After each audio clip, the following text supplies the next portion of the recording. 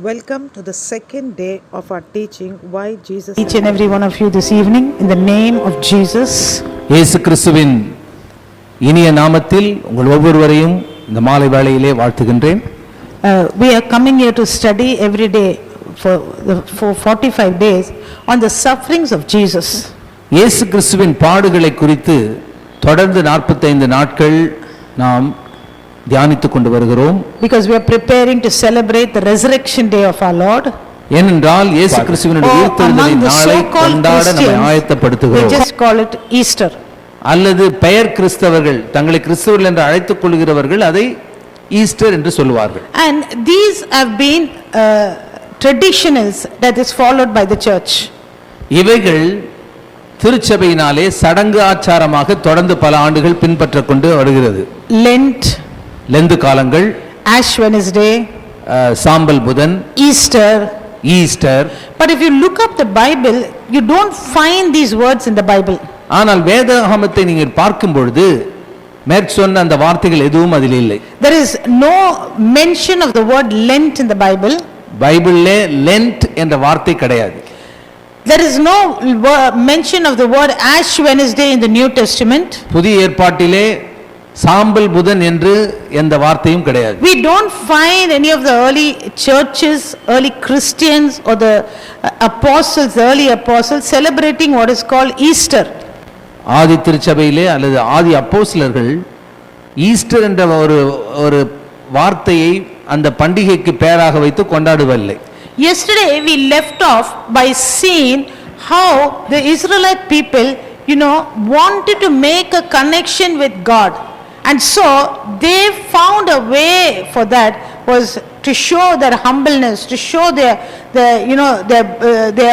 humbling themselves before God. They put ash on themselves, they put sackcloth on themselves. நேற்று நாம் பார்த்தோம், இஸ்ரவேல் ஜனங்கள் தாங்கள் வழி விலகி சென்ற பொழுது, வார்த்தைக்கு கீழ்ப்படியாமல் சென்ற பொழுது தாங்கள் அதை குறித்து மனம் வருந்துகிறார்கள் என்பதை வெளிப்படுத்தும்படியாக தங்கள் தலையிலே சாம்பலை போட்டுக்கொண்டு புலம்பிக் கொண்டிருப்பார்கள். If you read the Bible right from Genesis to Revelation, you don't find anywhere God commanding the people to put on ashes, to wear sackcloth or to mourn anywhere. ஆனால் ஆதியாகமம் தொடங்கி வெளிப்படுத்தல் வரை வேதாகமத்தில் எந்த இடத்திலும் தேவனானவர் தம்முடைய ஜனங்களை பார்த்து நீங்கள் சாம்பலை தலையில் போட்டுக் கொள்ளுங்கள் அல்லது சாக்கு துணியை உடுத்திக் கொள்ளுங்கள் என்று எங்கேயும் சொன்னவில்லை. See, in the early churches, this wrong doctrine started creeping in. ஆனால் ஆதி திருச்சபையிலே இந்த தவறான போதனைகள் உள்ளே நுழைய ஆரம்பித்தது.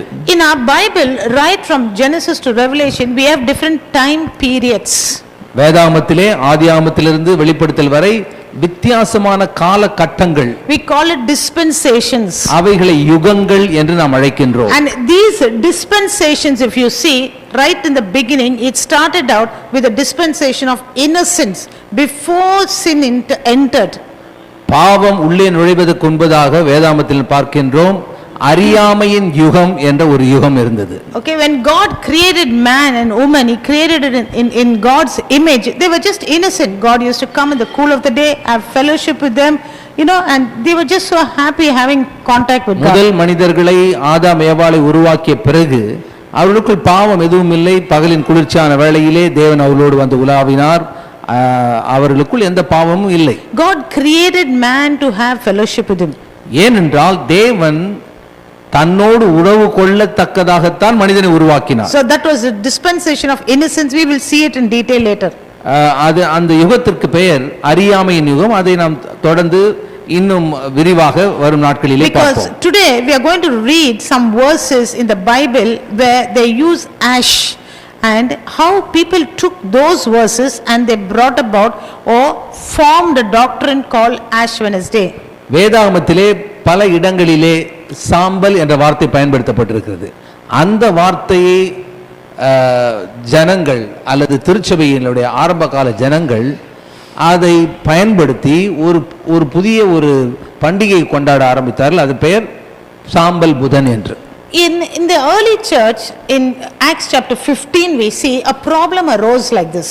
அப்போஸ்தலர் நடபடிகள் 15ஆம் அதிகாரத்திலே ஒரு பிரச்சனை, இப்படிப்பட்ட ஒரு பிரச்சனை நடந்தது. When the early apostles, okay, after they got filled with the Holy Spirit after the day of Pentecost, they went out and preached Jesus, preached the birth of Jesus, started to grow.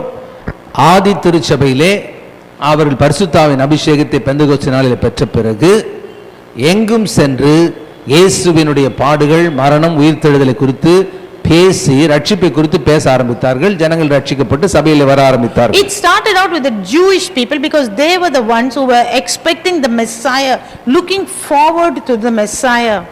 இதுவைகளை அவர்கள் இஸ்ரவேல் ஜனங்களுக்கு, யூத ஜனங்களுக்கு சொன்னார்கள். ஏனென்றால் அவர்கள் தான் மேசியா என்ற ரட்சகர் வருவார் என்று எதிர்பார்த்துக் The கொண்டிருந்தார்கள். heathen people had not got the scriptures. They do not know the promise, the covenant that God made with, with Abraham, with Noah, with David. They did not know anything about that. ஆனால் அதே வேளையிலே யூதர்கள் அல்லாத புறஜாதிகளுக்கு ஆண்டவர் ஆபிரகாமோடு பண்ணிய உடன்படிக்கை, மேசியா வருவார், இந்த காரியங்கள் அவங்களுக்கு தெரியாது.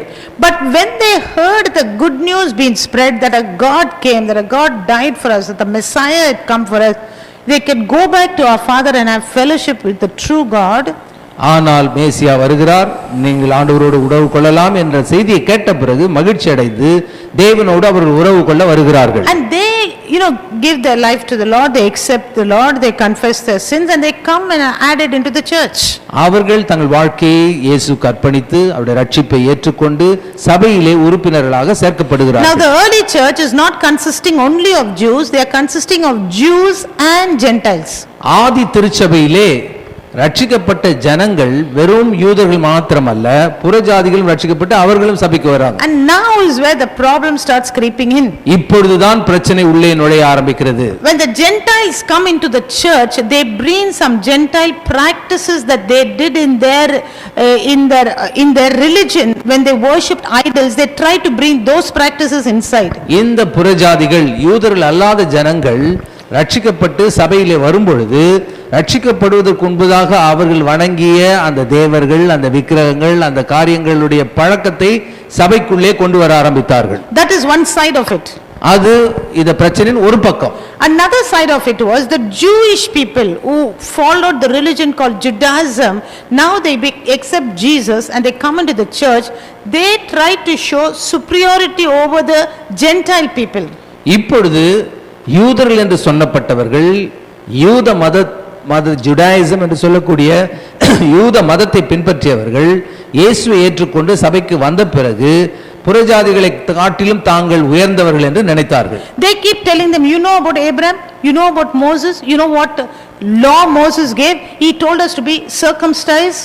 அவர்கள் புறஜாதி ஜனங்களை பார்த்து, உங்களுக்கு மோசேயை தெரியுமா, ஆபிரகாமை தெரியுமா, எப்படி மோசே ஜனங்களுக்கு விருத்த சேதனம் பண்ண வேண்டும் என்று கட்டளை கொடுத்தார், அதெல்லாம் உங்களுக்கு தெரியுமா என்று கேட்க ஆரம்பித்தார்கள். Now the church age or the dispensation of the church, I was telling you the age of innocence, then it came to the age of conscience.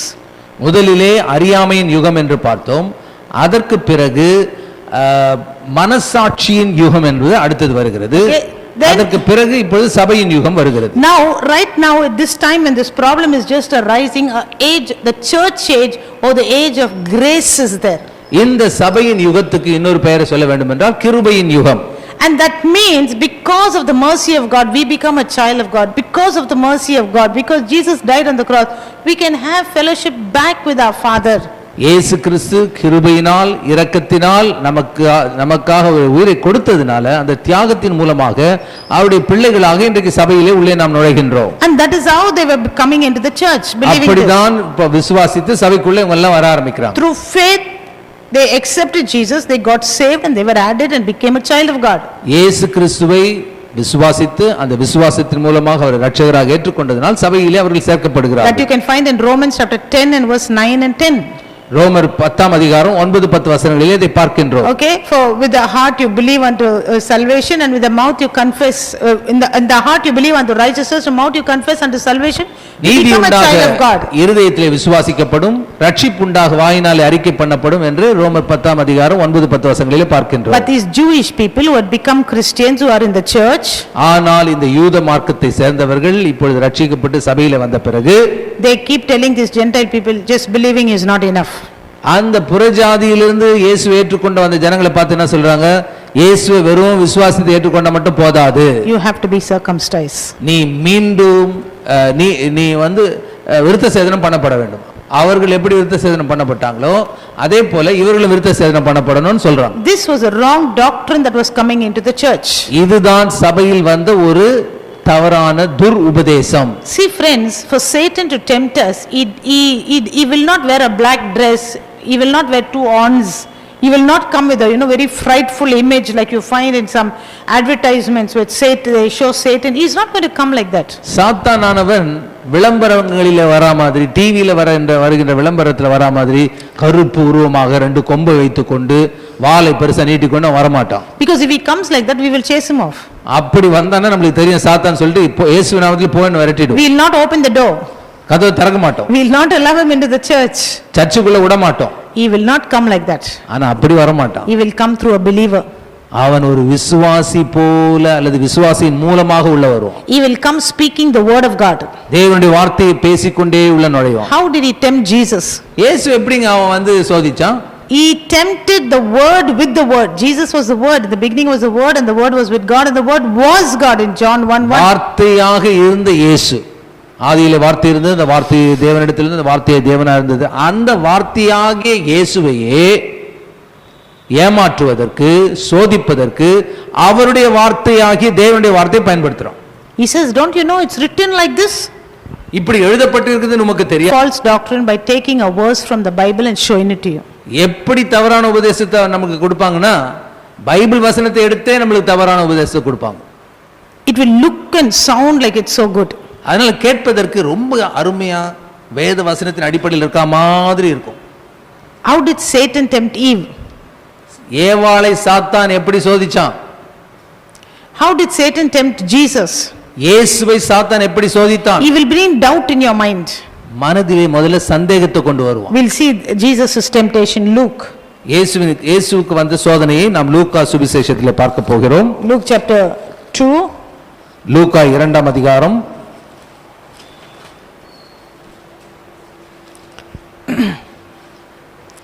Okay. Luke chapter 3 and verse 21. லூக்கா 3ஆம் அதிகாரம் 21ஆம் வசனம். When all the people were baptized, it came to pass that Jesus also was baptized. And while he prayed, the heaven was opened, and the Holy Spirit descended in a bodily form like a dove upon him. And a voice came from heaven which said, You are my beloved Son, in whom I am well pleased.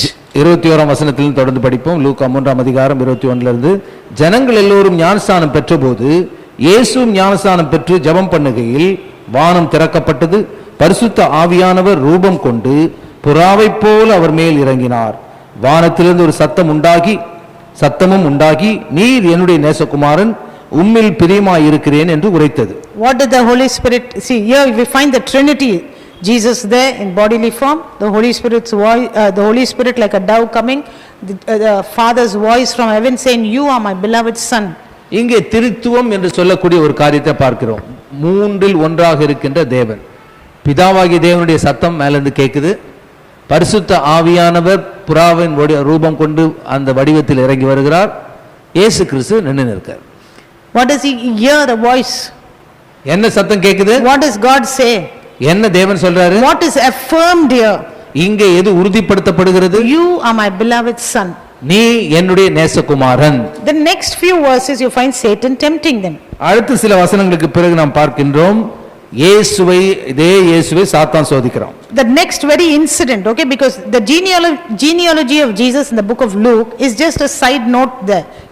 இயேசு கிறிஸ்துவினுடைய வம்ச வரலாறு ஒரு பக்கத்தில் எழுதப்பட்டிருக்கின்ற ஒரு side note என்று சொல்வாங்க. Okay, but the next incident that took place was chapter 4. ஆனால் இயேசு கிறிஸ்துவுக்கு நடந்த அடுத்த நிகழ்ச்சி, அதுக்கப்புறம் நிறைய வசனம் இருக்குது, ஆனா அடுத்த நிகழ்ச்சி என்னவென்றால், okay, now verse 3 we'll see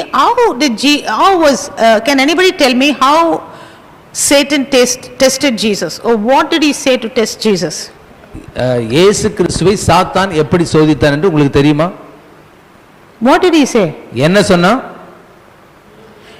If you usually ask any Christian who has not studied the Bible, who has not been to a Bible school, who have not attending a Bible teaching church, will say the temptation was to change stone into bread.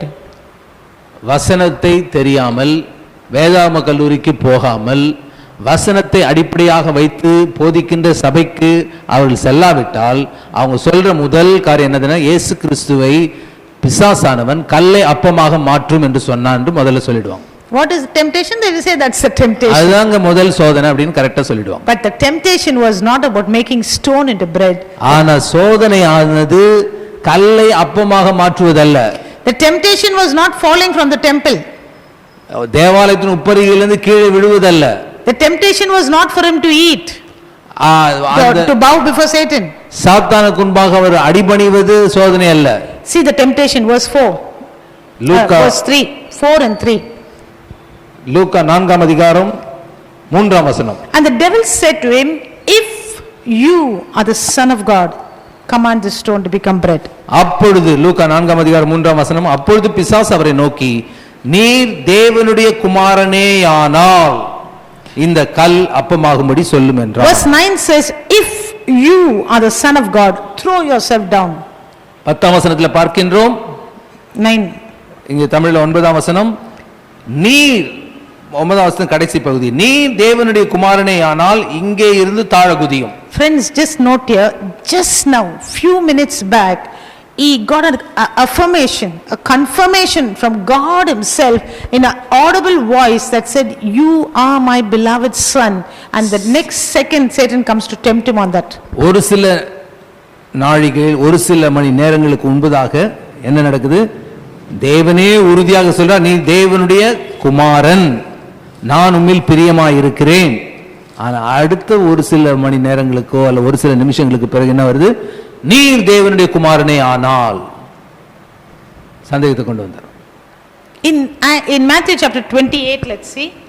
மத்தேயு 28ஆம் அதிகாரத்தை பார்க்கின்றோம்.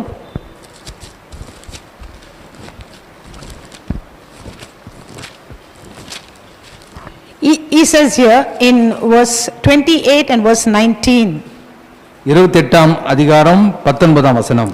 He says, go therefore, make disciples of all nations, baptizing them in the name of the Father, Son and the Holy Spirit, teaching them to observe all that I have commanded you, and lo, I am with you always.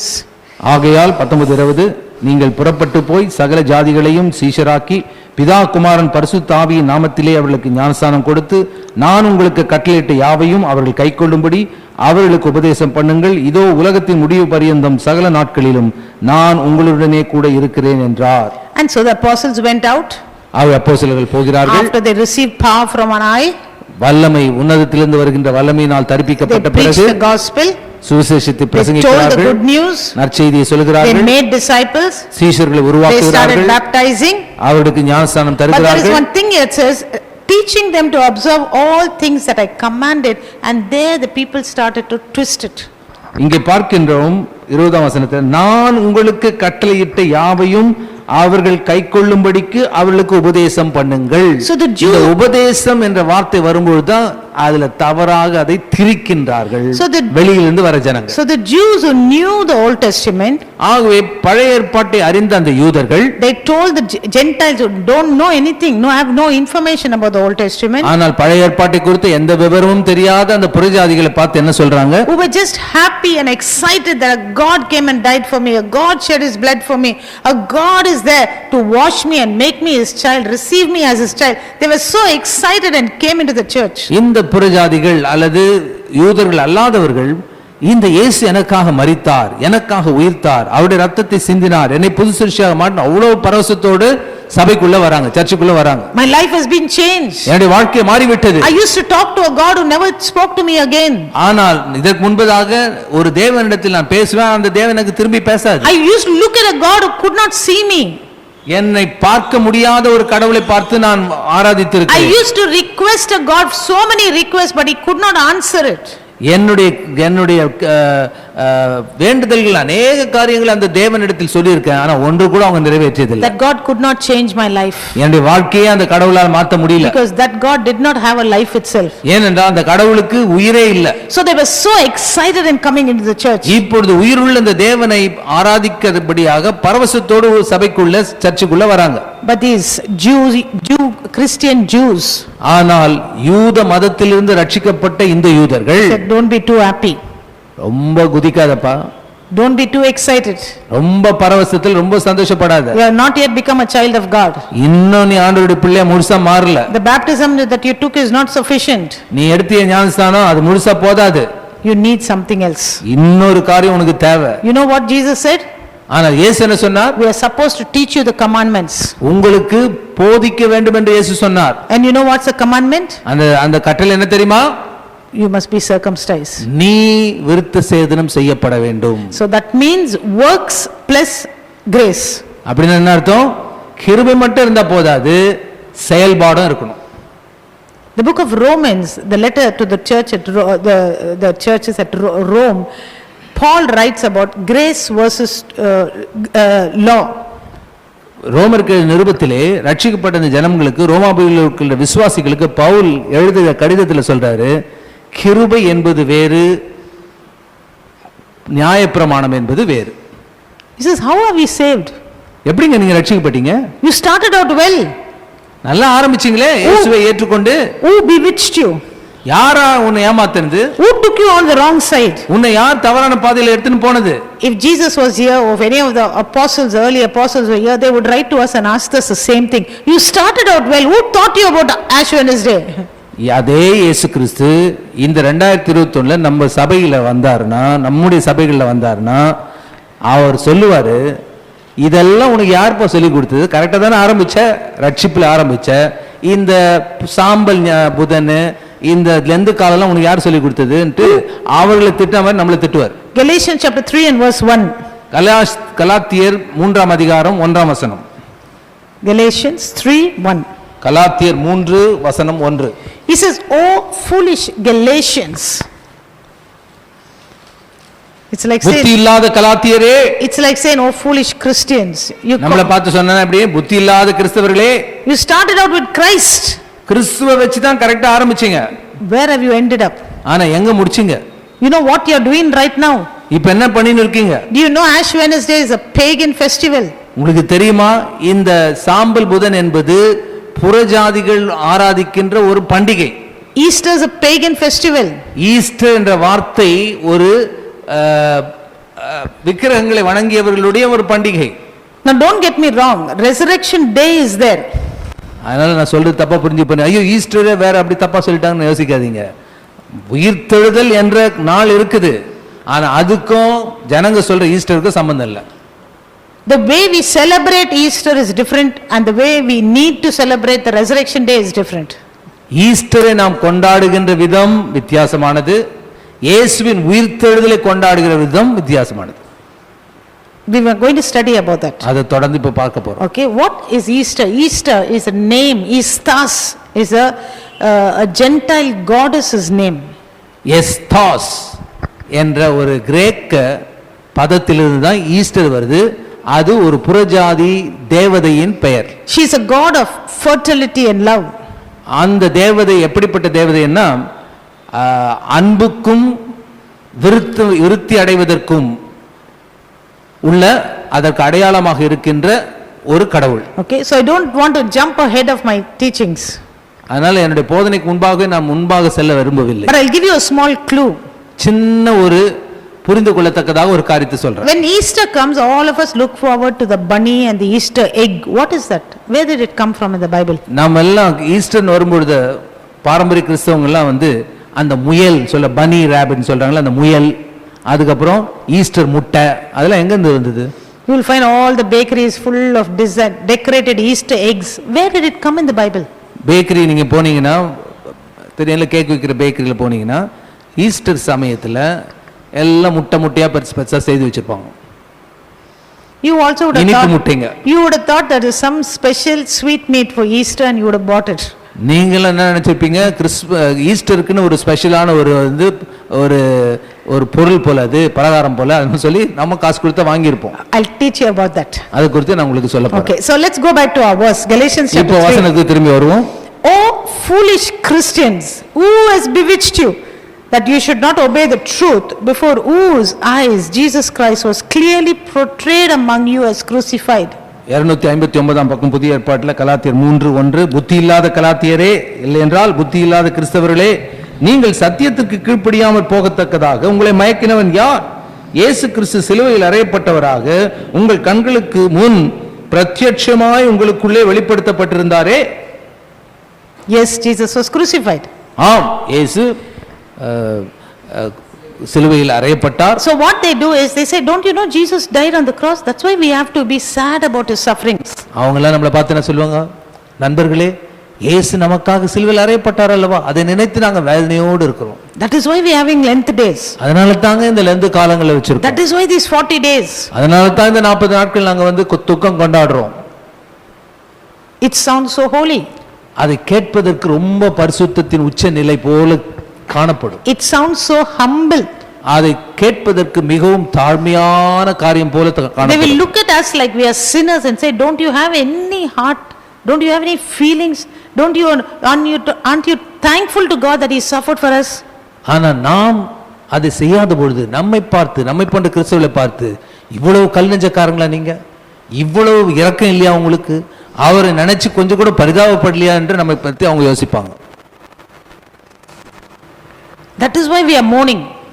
அதனால தாங்க நாங்க வந்து புலமையின் இருக்கோம், நீங்களோ பேசாம இருக்கீங்க. That is why we put ash on our head. அதனால தான் எங்க நெத்தியில வந்து சாம்பல் எடுத்து சிலுவை மாதிரி போட்டுன்னு இருக்கோம். That is why we are not eating meat. அதனால தான் கறி மீன் சாப்பிடுறது இல்ல. That is why we are sacrificing some things.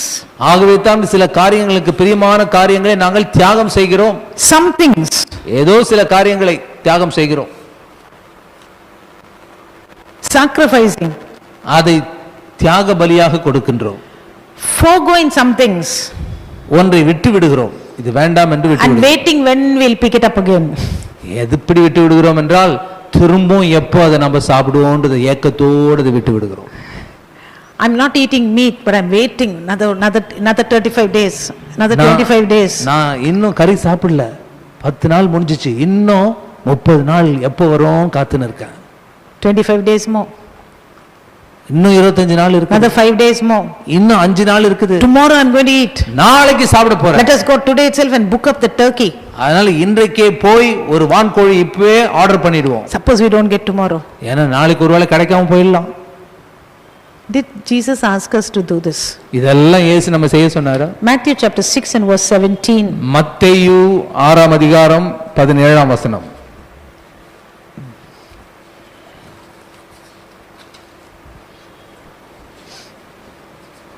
மத்தேயு 6ஆம் அதிகாரம் வசனம் 17. Some Tamil Christians, okay, or the people who follow the Tamilians who have the different culture like wearing flowers and all.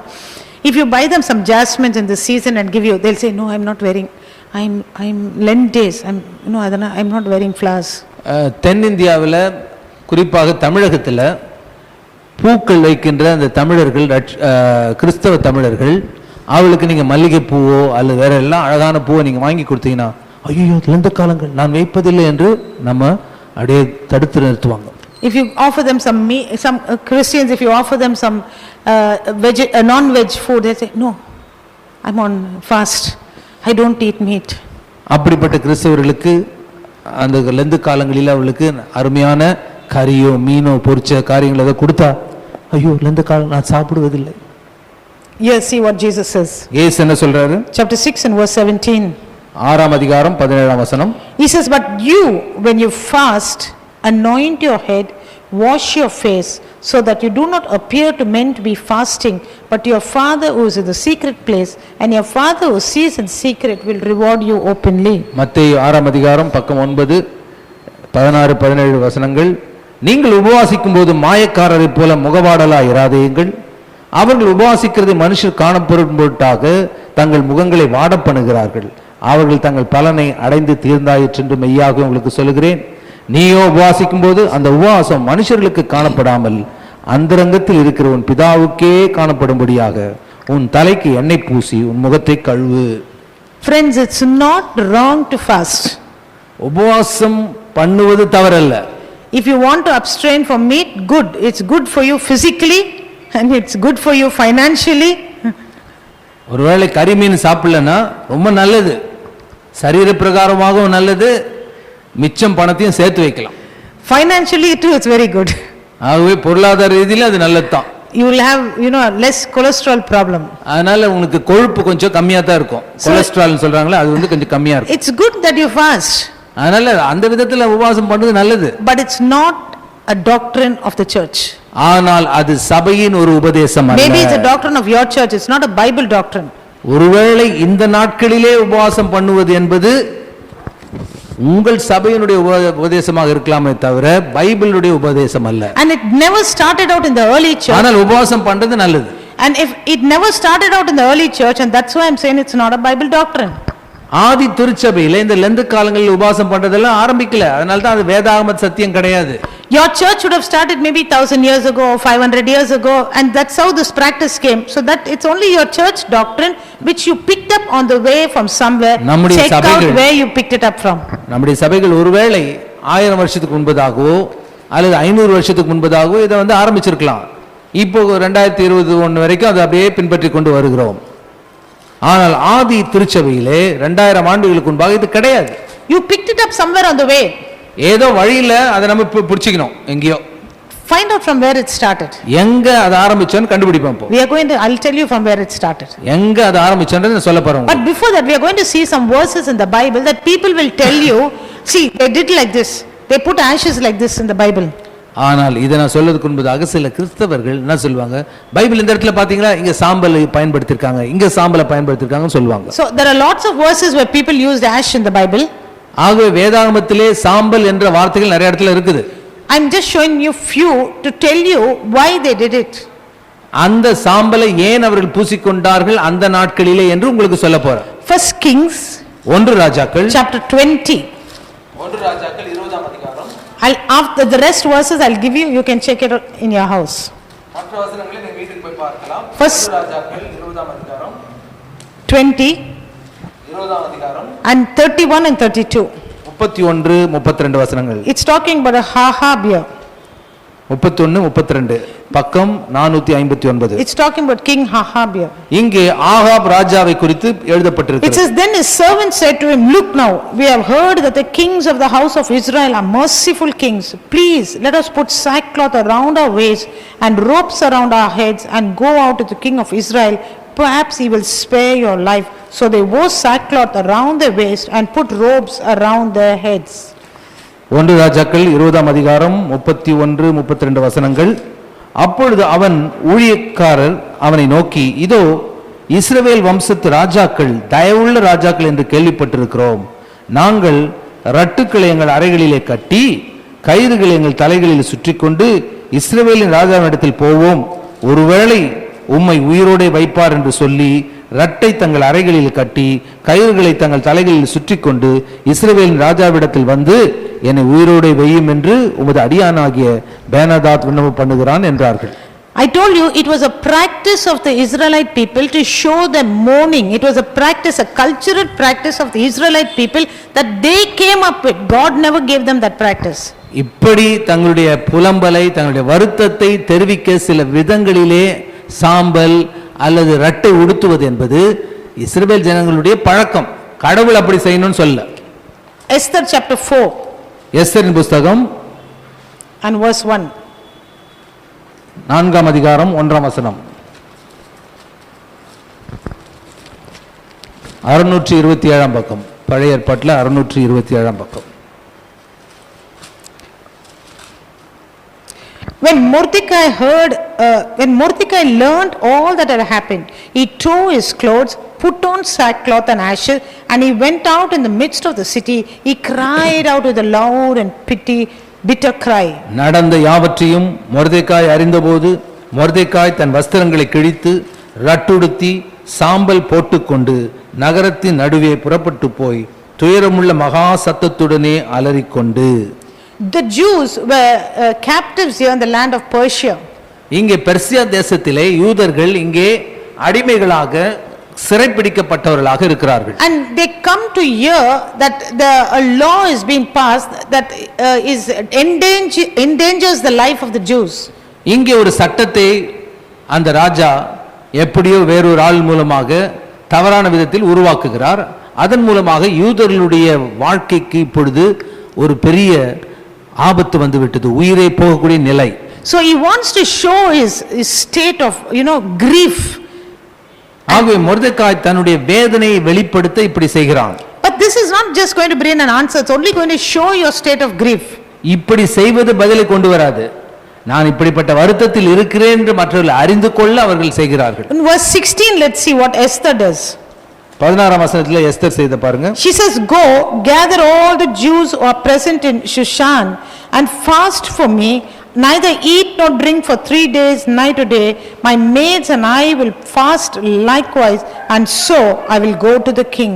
16ஆம் வசனம், நீர் போய் சூசானில் இருக்கின்ற யூதரையெல்லாம் கூடிவர செய்து 3 நாள் அல்லும் பகலும் புசியாமலும் குடியாமலும் இருந்து எனக்காக உபவாசம் பண்ணுங்கள், நானும் என் தாதிமாரும் உபவாசம் பண்ணுவோம், இவ்விதமாய் சட்டத்தை மீறி ராஜாவினிடத்தில் பிரவேசிப்பேன், நான் செத்தாலும் சாகிறேன் என்று சொல்ல சொன்னாள். So they were fasting, and usually what we'll do when we are fasting and not eating and not drinking, they would just cry out to God, they prayed to God. That was going to bring them the answer. அந்த உபவாச நாட்களிலே வேதனையோடு கண்ணீரோடு தேவனை நோக்கி கதறுவார்கள், அதன் மூலம் பதில் வரும் என்று அவர்கள் நினைக்கிறார்கள். 2 Chronicles chapter 7 and verse 14. 2 நாளாகமம். Here God, the Lord appeared to Solomon by night and said to him. 2 நாளாகமம். This was when Solomon built the temple, chapter 7 and verse 14. 2 7ஆம் அதிகாரம் 14ஆம் வசனம். When Solomon dedicates the temple, God promises him something. Solomon தேவாலயத்தை கட்டிய பிறகு அதை தேவனுக்கு பிரதிஷ்டை செய்யும் பொழுது தேவன் ஒரு வாக்கு தத்தத்தை கொடுக்கிறார். From verse 12 we'll read it. 12ஆம் வசனத்திலிருந்து He says, படிப்போம். "Then the Lord appeared to Solomon by night and said to him, I have heard your prayer and I have chosen this place for myself as a house of sacrifice." 12ஆம் வசனத்தில் கர்த்தர் இரவிலே சாலமோனுக்கு தரிசனமாகி, நான் உன் விண்ணப்பத்தை கேட்டு இந்த ஸ்தலத்தை எனக்கு பலியிடும் ஆலயமாக தெரிந்து கொண்டேன். "When I shut up heaven and there is no rain, or command the locusts to devour the land, or send pestilence among my people," நான் மழையில்லாதபடிக்கு வானத்தை அடைத்து அல்லது தேசத்தை அழிக்க வெட்டுக்கிளிகளுக்கு கட்டளையிட்டு அல்லது என் ஜனத்துக்குள் கொள்ளை நோயை அனுப்பும்போது. Now there's a problem here. Usually what the people of Israel will do when rain does not come, when food is not there, when the locusts eat up the food, what they will do, they'll put ash, they'll wear sackcloth and be sitting in the middle of the road for everyone to see them. வழக்கமாக இப்படி மழை பெய்யாத பொழுது, வறட்சி இருக்கும் பொழுது, உணவு இல்லாத பொழுது, வெட்டுக்கிளிகள் வந்து பயிர்கள் எல்லாம் நாசமாக்கும் பொழுது நடுத்தருவிலே தங்கள் தலையிலே சாம்பலை போட்டுக்கொண்டு ரட்ட உடையை உடுத்தி அவர்கள் தங்கள் வேதனையை வெளிப்படுத்துவார்கள். If a person is passing by, you say, "What happened? Why you are wearing ash? Why you are wearing sackcloth?" அவங்க அந்த தெரு வழியாக கடந்து போகிறவர்கள் அவனை பார்த்து, என்ன பாச்சு உனக்கு, ஏன் தலையில சாம்பல் போட்டிருக்க, ஏன் ரட்டு உடுத்திருக்க, ஏன் உன் முகம் வாடலா இருக்குது, என்ன நடந்தது? That sack was not, the sack that we have now, the gunny bag. It's not that. இன்றைக்கு நம்ம பார்க்கின்ற கோணி மாதிரி கிடையாது, அந்த நாட்கள் இருக்கின்ற அந்த சாக்கு துணி. They would just tear a goat skin, and just wear it like that, a black goat skin.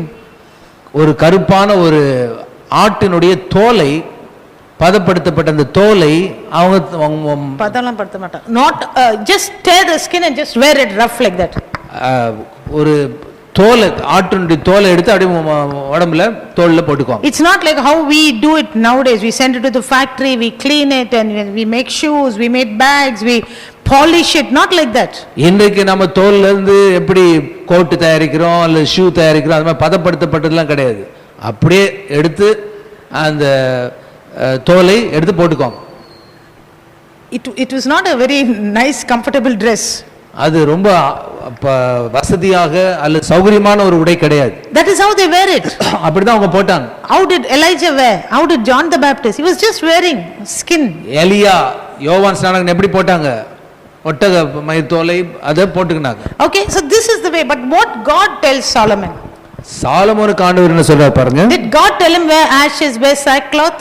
ஆண்டவர் வந்து சாலமோனை பார்த்து, நீ வந்து தலையில சாம்பலை போட்டுக்கோ, உடம்புல சாக்கு துணியை போட்டுக்கோன்னு சொன்னாரா? He says, if my people, now he says, if my people, okay, suppose there is no rain, suppose there is a problem in the land, suppose there is a problem in the family, if my people who are called by my name will humble themselves and pray and seek my face and turn from the wicked ways, then I will hear from heaven and I will forgive their sin and heal the land. என்னுடைய ஜனங்கள் மழை இல்லாத பொழுது, வானம் அடைக்கப்படும் பொழுது, ஆகாரம் இல்லாத பொழுது, என் நாமம் தரிக்கப்பட்ட என் ஜனங்கள் தங்களை தாழ்த்தி ஜெபம் பண்ணி என் முகத்தை தேடி தங்கள் பொல்லாத வழிகளை விட்டு திரும்பினால் அப்பொழுது பரலோகத்தில் இருக்கிற நான் கேட்டு அவர்கள் பாவத்தை மன்னித்து அவர்கள் தேசத்துக்கு சேமத்தை கொடுப்பேன். When they say humble here, they say, see what the Bible says humble. That's why we are putting ash. இங்க பாருங்க, தங்களை தாழ்த்தின்னு போட்டுக்குதுல, அதனால தான் நாங்க தலையில வந்து சாம்பல் போட்டுக்கிறோம். When did they put ash? இவங்க போட்டாங்களா சாம்பல்? When did these people, these Christians, இந்த கிறிஸ்தவங்க எப்போ சாம்பல் போடுறாங்க? only that Ash Wednesday little bit stylishly there. அந்த சாம்பல் புதன்ல அதுவும் தலை ஃபுல்லா போடுறதில்ல, நெத்தியில லேசா அழகா ஸ்டைலா போடுவாங்க. If they really want to humble themselves like that, they should grab the ashes and throw it on their head. உண்மையாகவே தாழ்த்துனாங்கன்னா, உண்மையாக வசனத்துப்படி செய்யணும்னா, ஒரு அடுப்பு பக்கத்துல இருக்கிற அந்த சாம்பலை எடுத்து ஃபுல்லா ரெண்டு கையிலயும் வாரி தலை ஃபுல்லா கொட்டிக்கணும். That is how the Israelite people, that was this cultural practice, not a biblical practice, not a, a law from God. They took the ash and just threw it on their head, it went on their face, on their clothes. கடவுள் அவர்களுக்கு தந்த கட்டளை அல்ல, அவர்கள் கலாச்சாரத்தின்படி தங்களுடைய வேதனையை வெளிப்படுத்த சாம்பலை எடுத்து தலையில போட்டுக் கொள்வார்கள். We have many cultural practices like that. In India a different culture, in America a different culture. Okay, we have many cultural practices. It's not a biblical practice. இப்படி இந்தியாவுல சில கலாச்சார பழக்க வழக்கங்கள், அமெரிக்காவுல சில கலாச்சார பழக்க வழக்கங்கள், ஆனா அவைகள் எல்லாம் வேதாகமத்தின் பழக்க வழக்கங்கள் அல்ல. For example, உதாரணத்துக்கு, in our churches in India we leave our footwear outside.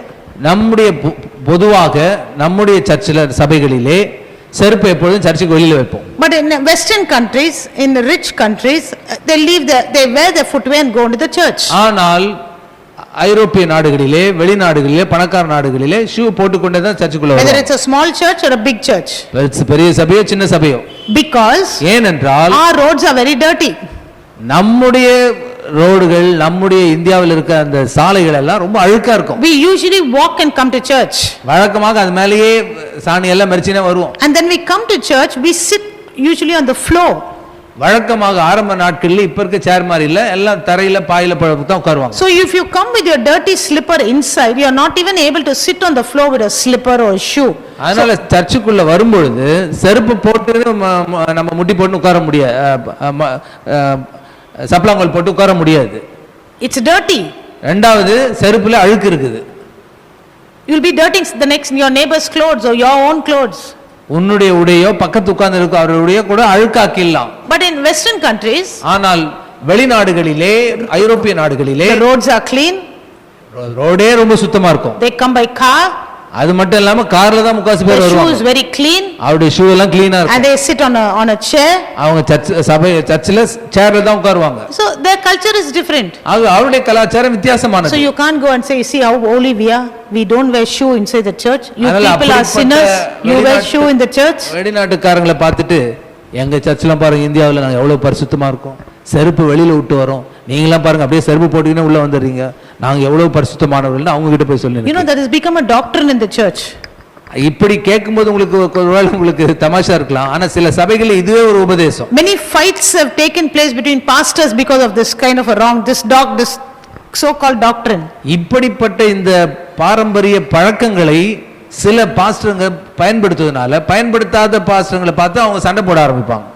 They will say, why did you wear slipper and சர்ச்சுக்குள்ள ஷூ போட்டு செருப்பு போட்டு வந்த? I invited you to my church to preach and you are standing with the slipper on the foot. சபையில வந்து பிரசங்கம் பண்ண கூப்பிட்டா ஷூவோட வந்து ஸ்டேஜ்ல நிக்கிறியே.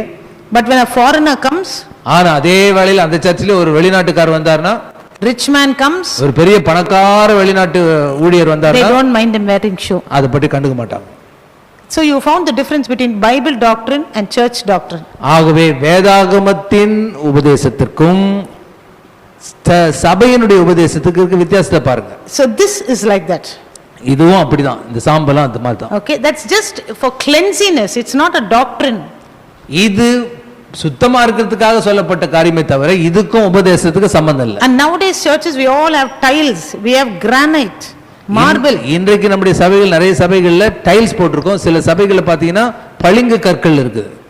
You have AC. ஏசி போடுறாங்க, air condition. If you are going to stand 2 hours on that cold floor, you know what will happen?